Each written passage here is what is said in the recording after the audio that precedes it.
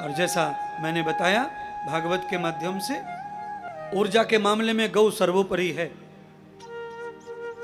गाय का स्पर्श, गाय की निकटता, गाय के परिक्रमा, गाय के कोई भी चीज हमारे प्रयोग की है। बाकी राज्यों में तो छोड़ दो, पर आजकल महाराष्ट्र में तो एक चीज, एक क्रेज बन गया है शमशान में, गाय के कंडे पूज नहीं रहे, पूज। धुलिया और जलगांव 2 जिलों का तो मुझे पता है। कोई मर जाए, लोग जो है गाय के गौरी के लिए तड़पते फिर रहे हैं, तरस रहे हैं। अमनलेर में लोगों ने गाय के गोबर से शमशान में कॉन्ट्रैक्ट ले लिया है, पूरे दोनों जिलों में छाए हुए हैं, वो पूर्ति नहीं हो रही उनके पास से। न जाने कहां कहां की गौशालाओं के गोबर जमा करके उनका व्यवसाय चल गया, बिजनेस चल गया, काम हो रहा है। किसी चीज की एक बार प्रचलित हो जाए, किसी चीज के बारे में अब बताना सही हो जाए, किसी के बारे में लोगों को मान्यता अच्छी हो जाए, उसके बाद उसकी पूजा हो जाती है। अब गाय के गोबर को वैसे कोई पूज नहीं रहा, पर जब कोई मर जाए तो सब ढूंढते फिर रहे, ढूंढते फिर रहे, ढूंढते फिर रहे। अरे मैं कह रहा हूं अमनलेर से क्यों मंगाना, अपने घर पे 2 गाय रखो और रोजाना 20 कंडे बनाओ, रोज गोरी बनाओ। जब भी दादा मर जाएगा अपनी छत पे से उतारो, जलाओ, क्या जरूरत है अमनलेर से मंगाने। पर मुश्किल यह है कि घर पे कुत्ता पाल रखा है। गाय के गोबर में जल जाने से तुम्हारे दादा को कोई वैकुंठ नहीं मिल जाएगा, पर हाँ गाय के गोबर में ऑक्सीजन की मात्रा अधिक होती है, इसीलिए जलने वाले शरीर से निकलने वाला जो कार्बन डाइऑक्साइड है वो बहुत मात्रा में कम हो जाता है। इसीलिए गाय का गोबर बहुत उत्तम है, सीधा सीधा है। कंडे से मुक्ति नहीं मिलेगी किसी को, किसी कंडे से, गौरी से, गोपले से किसी के पाप नहीं कट जाएंगे, पर ऑक्सीजन लेवल होता है ना, तो कार्बन निकलता है मरे हुए शरीर से। और महाराष्ट्र में तो दुर्गति से जलाया करते थे टायर फायर डाल डूल के पहले कैरोसिन का तेल, ये हमने सब अपनी आंखों से देखा। मिट्टी का तेल डाल दिया, कहीं टायर डाल दिए काट के, जला रहे हैं, बड़ा मुश्किल। जो सुधरे लोग थे वो अलग प्रकार से जलाते थे, और जिनको बस पूरा करना है कार्यक्रम, बस वो तो 2 लीटर मिट्टी का तेल छिड़का लकड़ियों के ऊपर, गीली सूखी, और बस खत्म विषय, धुआं धुआं धुआं धुआं।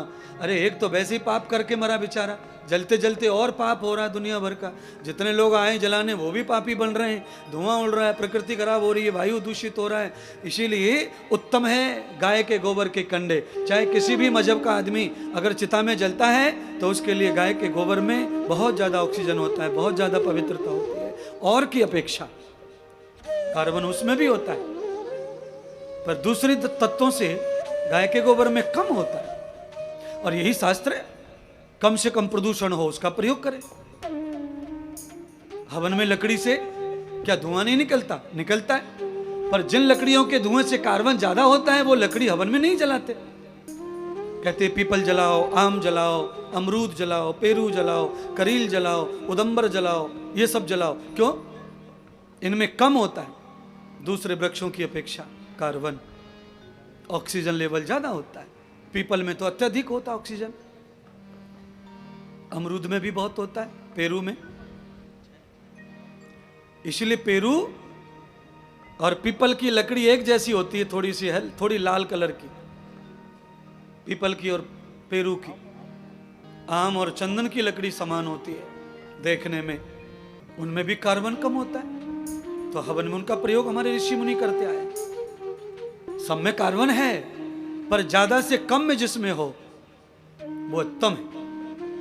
ऐसे ही बुराइयां भी सब में होती हैं, पर जिनमें कम से कम होती हैं बुराइयां, उनको ही हम महापुरुष कहते हैं, दिव्य पुरुष कहते हैं, महात्मा पुरुष कहते हैं, ज्ञानी पुरुष कहते हैं। अरे संसार में आए, हम जूता चप्पल पहने और उनमें धूल ना पड़े, मिट्टी ना पड़े, ऐसे कैसे हो जाएगा? हम महात्मा होंगे होंगे, पर हम जो पहनते हैं उस पर धूल आएगी, मिट्टी आएगी, सब आएगा।